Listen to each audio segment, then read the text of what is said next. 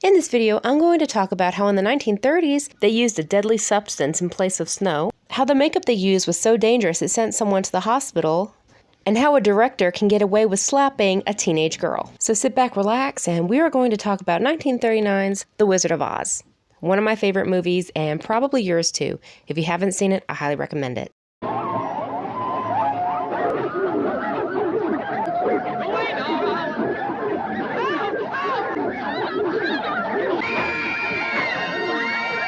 You know what? This movie is a lot darker than I remember as a kid. The Wizard of Oz is a 1939 film starring Judy Garland. It's an adaptation of L. Frank Baum's children's fantasy novel from 1900 entitled The Wonderful Wizard of Oz.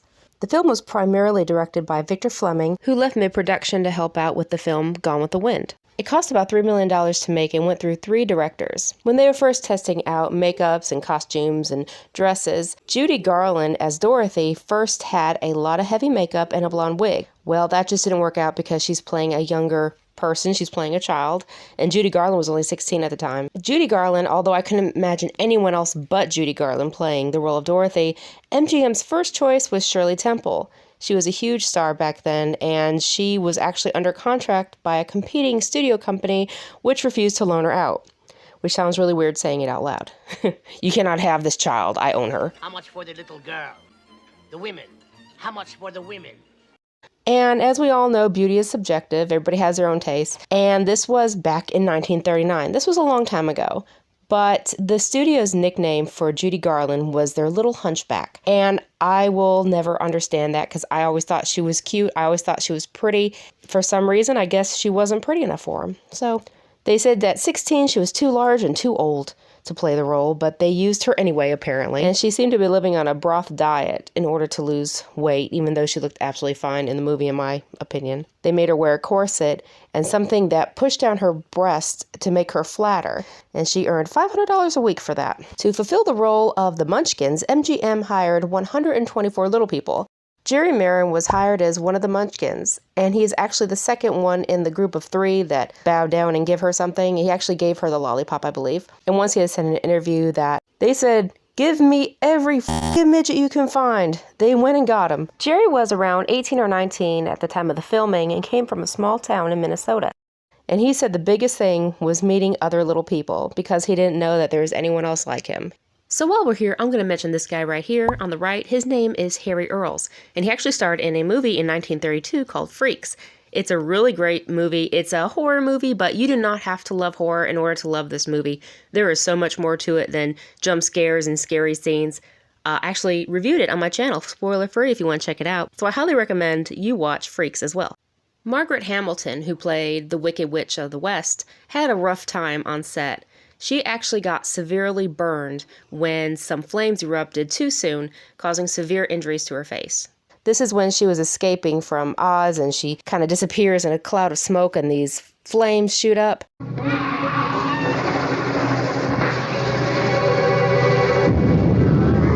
And was out for 6 weeks in the hospital. She didn't get replaced because, frankly, they didn't need her at the time. If they needed her to shoot some scenes, they probably would have fired her. When Margaret was in this film, I think it was being filmed when she was 36. So after she got back on set, she had a stunt double take over for the action scenes. And then I read that the stunt double got injured and had to spend a week in the hospital. So, you know, there's a lot of danger on set, especially back in the 30s, I can imagine. Buddy Ebsen is best known as Jed Clampett from the Beverly Hillbillies. The ground come a bubbling crude oil, that is. White gold, Texas tea! But he actually auditioned and got the role of the Tinman. But due to the aluminum powder that's used in the makeup, Ebsen was hospitalized. He had a severe allergic reaction, and I can imagine breathing in some of that powder from the aluminum is probably not good for you either. With Buddy being severely ill, he was unable to play the role, so Jack Haley came in and played Tinman. And this time they used aluminum paste instead of powder, so that probably reduced some issues, although the paste did get into his eyes, which caused infection, so there you go. The Cowardly Lion's costume was actually made from the skin and fur of a real lion, which is just awful. Especially at the beginning, you see the lion roaring. I thought the proofreader had a stroke. And so he wore that costume and it weighed 100 pounds. So I can just imagine wearing a heavy costume, having to run around like he did in the movie, and being in front of all those lights. I mean, that's a lot of extra degrees there, and I'm sure it was pretty rough for him too. Ray Bolger, Ray Bolger is looking out for Ray Bolger! who played the Scarecrow, also had issues while portraying his character. All the makeup and glue and all that they put on his face to attach the material to make it look like he had canvas on his face made his skin pretty raw. Everybody suffered for this film. Even the dog Toto, she actually got injured too. And they were using the wind machine for, I'm guessing for the tornado scene. They actually blew that poor dog across the room. And somebody accidentally stepped on her foot and broke it. So she had to use a stunt double while she was healing. It's a mess. It's a mess. Which, you know, both were accidents. You know, they didn't do it on purpose. But I'm still sure there's a great lax in safety precautions anyway. The iconic song, Over the Rainbow, almost didn't make it into the film. Studio chief Louis B. Mayer wanted it removed because, quote unquote, you can't have one of your actors singing in a barnyard. I don't know if that's how he sounded, but that's what I'm doing it. And it's quite literally about a girl on a farm. You can have her singing in a barnyard. Yes, you can. When the film came out, it was criticized for no trace of imagination and full of, quote unquote, freak characters.